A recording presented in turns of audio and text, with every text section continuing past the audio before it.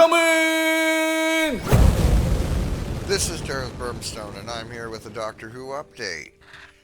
So, for those of you that are new to this channel, welcome. Thank you for showing up. Thank you for viewing my videos. And please like, subscribe, and hit the notification bell. There will be more coming. So, we have the Doctor Who 60th anniversary specials. I know I'm a bit late to put to the party on this, but I just started this channel, so I'm working to catch up here.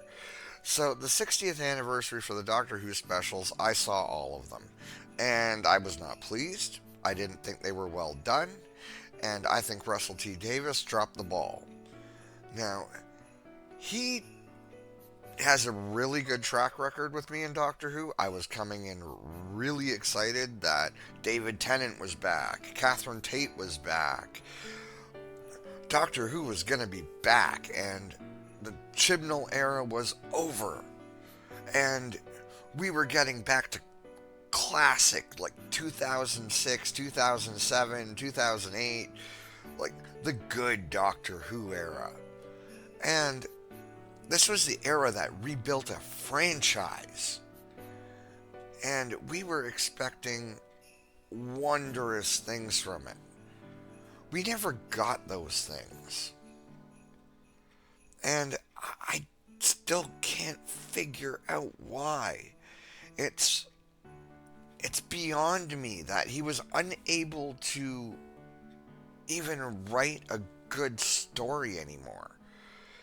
Now, he used allegory in place of storytelling this time. I remember what Tolkien said about allegory, and I loved that comment. I'll see if I can find it, because it was something I really, really loved. You know what? I'll do a special thing on that. Like, the Tolkien allegory thing was he despised allegory in all of its forms. He didn't believe that it belonged in storytelling. Obviously, some of his own personal views came through in his storytelling because he was a devout Christian, and you could see that in some of the values and morals displayed in his storytelling. Unfortunately, having some of yourself shine through in your own storytelling is inevitable.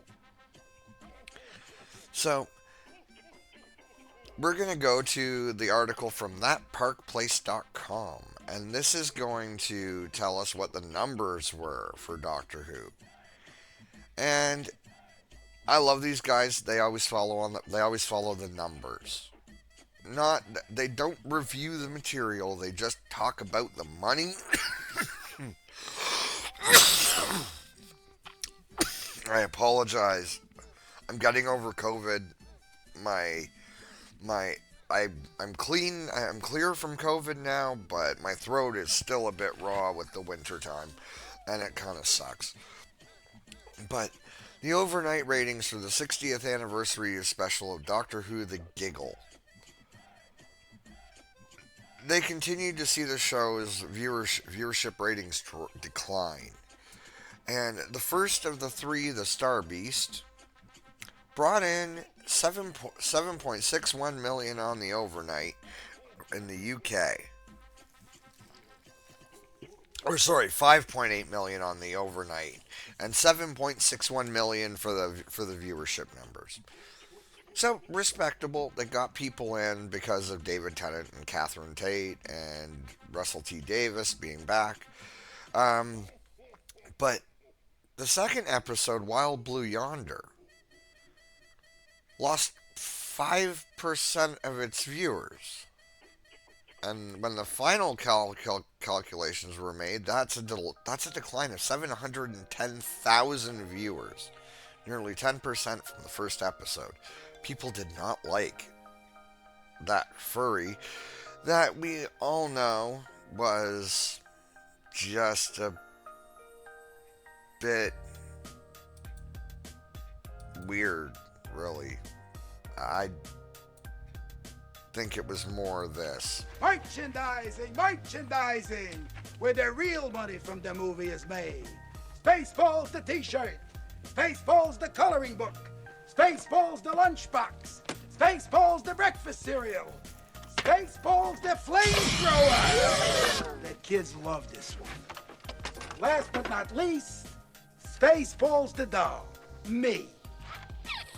May the Schwartz be with you. So, I'm sorry, I love that movie. When we get to the third episode, The Giggle. The Giggle currently has a respectable rating on IMDb from the critics. The fans, not so much. The overall series has been about a 6 out of 10, I'd say, in my ratings. They're showing the rating here as, about 43%. So this is a live one that I'm bringing up right now. And 44. So we're right about where they're. So this article can't be this. I think this article's only a few days. I can't see. Where's the date on this? Either way, the viewership numbers probably haven't changed at all, because this is getting. By the way, Neil Patrick Harris was quite good as the Toymaker. I will say that.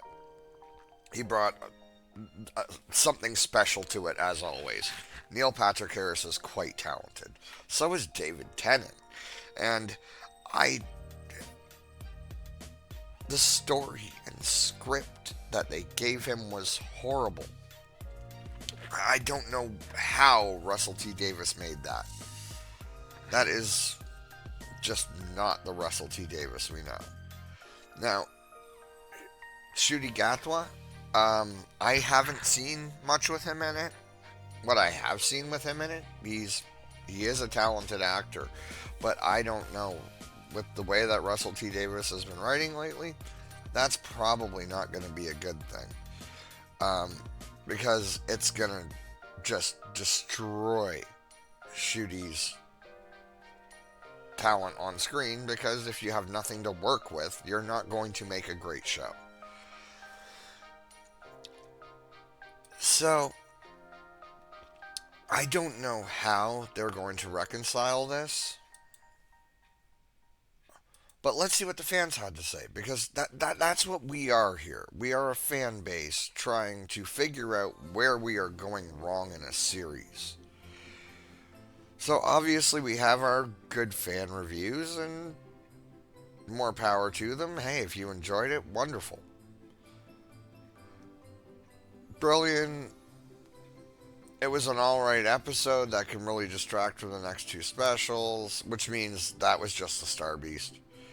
The Giggle was a perfect wrap to the end, which I do not agree with. I think the Bi-Generation was literally breaking the canon for this entire series, because now there's doubles of every Doctor throughout history.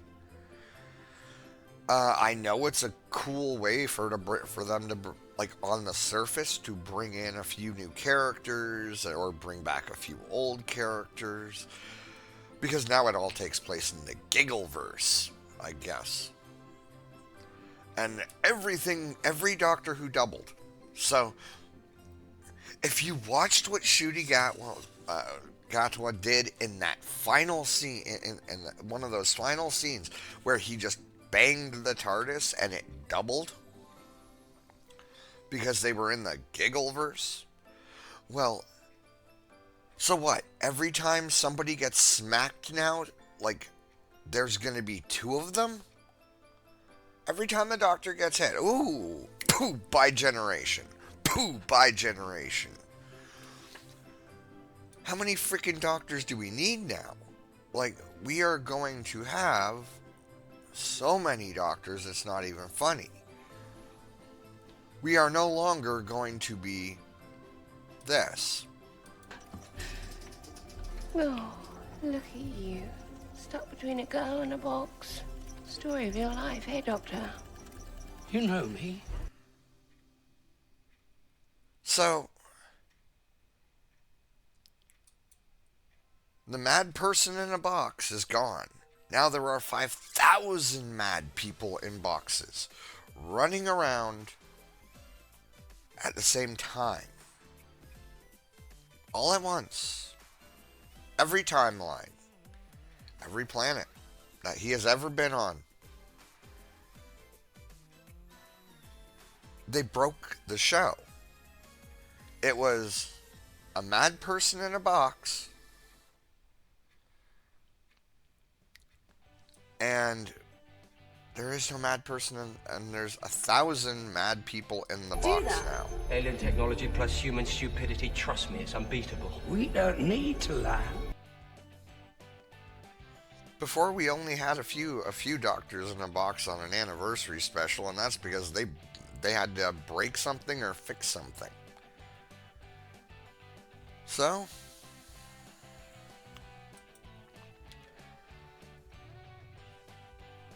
it got even worse. How? Why don't I ask the same question?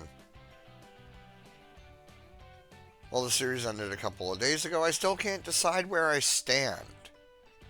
Between bi-generation and some interesting plot choices, there are definitely some negatives. However, they did give us back David Tennant. And they gave 4 stars just because it was David Tennant. So that's a great star rating. But if you actually read what's written underneath it, he's not even sure if he liked it. Doctor Who has not been good since season 4 of the modern era. Okay, well, I don't know what he was watching because I actually did like the Capaldi and the Smith era.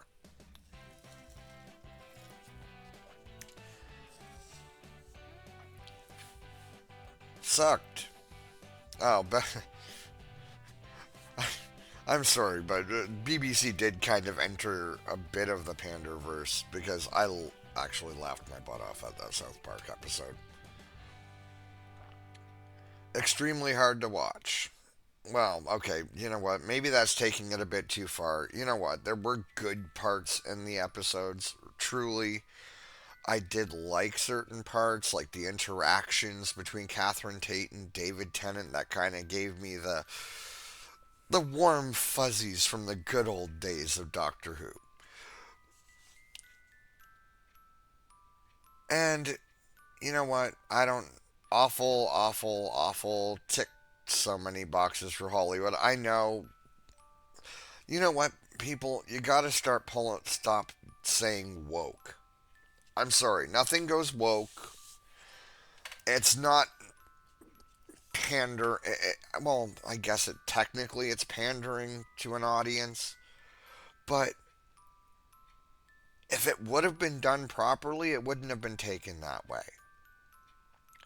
And Russell T. Davies used to do things like that well. He used to be able to touch that certain spot in a viewer's soul where he just made you go, "Oh, I love Doctor Who." And he just can't do that anymore. Apparently, Disney got to him, or Disney requested certain things that he just had to provide under contract with BBC.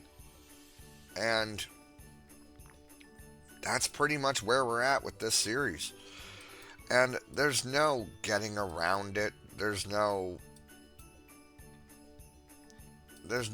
good point to this anymore. It just sucks. So, I'm going to leave you with my favorite Doctor Who companion, and actually a doctor that I did like rather well. So, take care of yourself and each other. Hit the like button, hit the subscribe button. Tick that notification bell. And I will see you next time